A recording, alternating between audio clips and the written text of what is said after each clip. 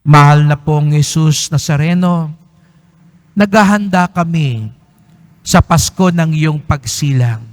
Natutuwa kami sapagkat ika'y nagkatawang tao at nanahan sa amin. Ngunit ginawa mo yan upang higit sa lahat, makauwi kami muli sa tahanan ng Ama. Sinira ng kasalanan ang magandang plano ng Ama. Kaya't kami nalayo, naalis sa paraiso. Salamat po sa inyong awa. Gumawa kayo ng paraan para makauwi kami uli sa inyo.